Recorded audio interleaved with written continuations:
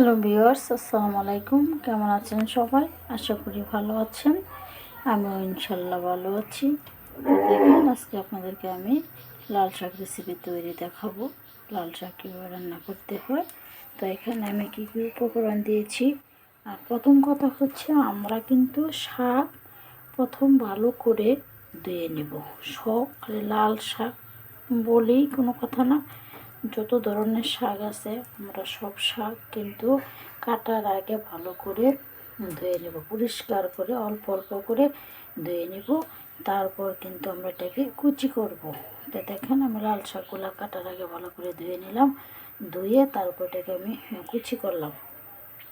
আর আমি তার সাথে কী দিলাম, আমি তার সাথে কিন্তু কতগুলো পেঁয়াজ পাতা দিলাম। দেখেন এখানে কতগুলো পেঁয়াজ পাতা দিলাম। আমার কাছে পেঁয়াজ পাতা কিন্তু অনেক টেস্ট লাগে। আমি এখন পেঁয়াজ পাতাই এনেছি।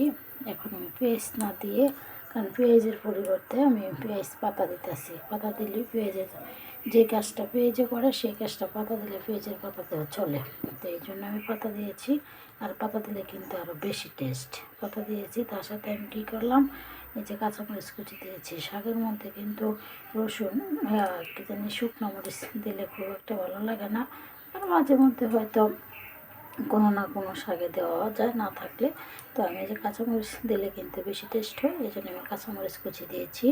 আর তার সাথে দেখেন আমি রসুন কুচি দিয়েছি। রসুন কুচি করলাম অনেকগুলো। এই যে রসুন কুচি দিয়েছি। তো এখানে লাল শাক আর পেঁয়াজের পাতা আর কাঁচামরিচ কুচি এবং রসুন কুচি। এখন তার সাথে আমি হালকা একটু লবণ দিয়ে দেবো, কারণ লবণটা অল্প দিব। শাকে কিন্তু লবণ কটা হলে ভালো লাগে না, কারণ শাক যেহেতু পাতা সেহেতু বুঝে শুনে অল্প করে লবণ দিতে হবে। তাই যে আমি এখানে অল্প পরিমাণে লবণ দিয়ে দিলাম শাকের মধ্যে। এখন কিন্তু আমি চুলাতে কড়াই বসাইছি। ওইখানে কিন্তু আমি তেল দেবো। আর সবসময় মনে রাখবেন যে তেলটাও কম কম খাইতে হবে, কারণ তেল কিন্তু বেশি খাইলে আমাদের শরীরে কিন্তু চর্বি হয়ে যায়। আর এই চর্বি হলে কিন্তু আরও আমাদের অসুস্থ। আমরা শাক খেয়ে যে উপকার হবে তার চেয়ে বেশি ক্ষতি হবে। তো দেখেন তেলের পরিমাণটা কমই দিলাম, খুব একটা বেশি দেয় না, কারণ এটা বুঝে শুনে রান্না করতে হবে। বেশি দিলে কিন্তু ভালো না, তেল কিন্তু বেশি খাওয়াই ভালো না।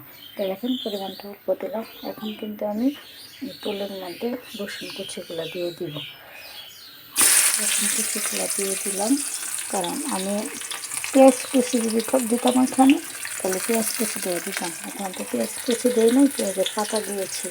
পেঁয়াজের পাতাটা তেলে আমি দেবো না, তাহলে আমার স্বাদটা থাকবে না, সুস্বাদটা চলে যাবে। তো এখানে শুধু আমি রসুনটাকে বাদামি কালার করে তারপর কিন্তু আমি শাকগুলো দিব। রসুনটা তেলে দিয়েছি।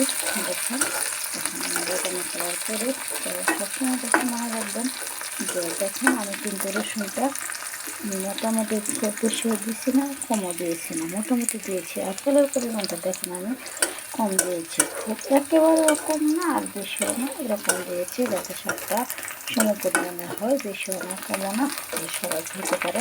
সেজন্য পরিমাণ দিয়েছি। তো দেখুন আমার কিন্তু রসুন কুচিটা কিন্তু বাদামি কালার হয়ে গেছে। এখন কিন্তু আমি যে শাকে যে লবণটা দিয়েছি, ওই লবণটা পরিমাণে শাক উপরে দেবো। তখন দিন কারণ হচ্ছে যে সবগুলো শাকের পরে যদি আমি ঢেলে দিই, তাহলে নিচে যে রসুন পেঁয়াজ রসুন কুচি যে তেল আমরা দিই, যেটা আমরা বাদামি কালার করি, সেটা কিন্তু আবার পুড়ে যাবে। এই জন্য আমরা প্রথম কিন্তু অল্প একটু উপরে লবণ সহ দিয়ে দিব, কারণ দিয়ে দিলে কিন্তু এটা কী হয়, উল্টিয়ে দিলে তারপর পরে না, সুন্দর থাকে। পরে আমরা বাকি শাকগুলো সবগুলো দিয়ে দিব। এটা হচ্ছে শাক রান্না করার নিয়ম আর রান্না করার কলা কৌশল। এভাবে হলে কিন্তু সবচেয়ে সুন্দর হয়। দেখেন আমি কিন্তু বাদামি কালার হয়ে গেছে। এখন কিন্তু দেখেন এই যে লবণের টুকু আমি দিয়ে দেবো আগে।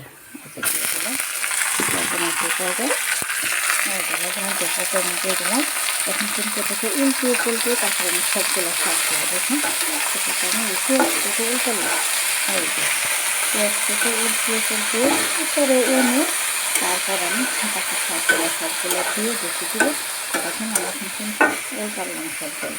এখন কিন্তু আমি বাকি সবগুলো দিয়ে দেবো, দিয়ে তারপরে আমি দেখে দেবো। দেখুন আমি সবগুলো শাক কিন্তু চুলাতে দিয়ে দিলাম। এখন দেখুন দেশি শাক, দেশি লাল শাক, এটাকে খাই দিচ্ছি না, এটা কিন্তু অনেক সুন্দর, অনেক টেস্ট।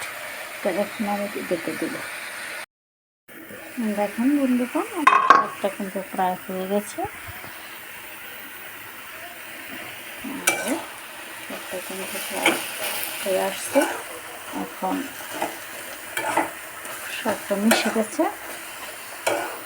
এবং পানি কমাও গেছে, পানি নেই, মিশে গেছে। চুলার জাল বাড়িয়ে দিলাম।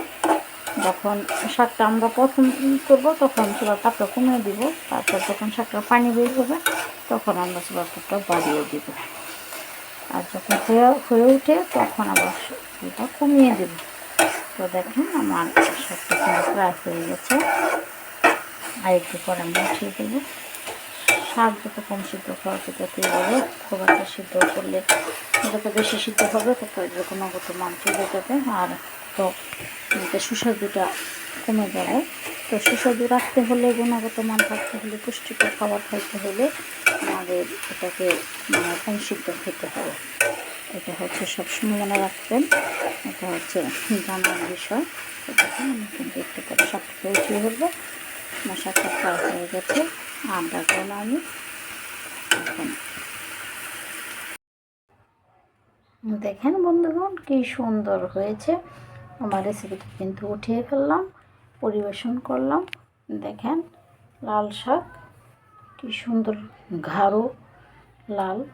তো আমরা আসলে বাজার থেকে দেখে ওই দেশি শাকটা আনবো, যেটা হচ্ছে গাঢ় লাল শাক। তো এটার মধ্যে আমি কি কি দিয়েছি উপকরণগুলো আবার বলে দিই। উপকরণগুলো হচ্ছে, আমি এটার মধ্যে কাঁচামরিচ কুচি দিয়েছি, আর রসুন কুচি দিয়েছি, আর পেঁয়াজের পরিবর্তে পেঁয়াজের পাতা দিয়েছি, ওটার মধ্যে অ্যাড করে বলি, আর লবণ দিয়েছি। এইটুকু দিয়ে শাক রান্না করা যায়।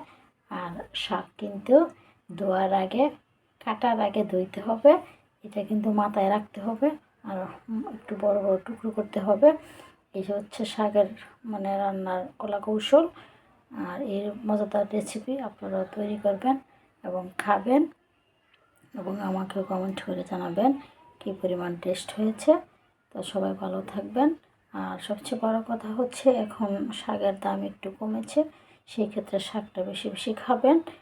ওইটা লেবু দিয়ে অনেক টেস্ট হবে।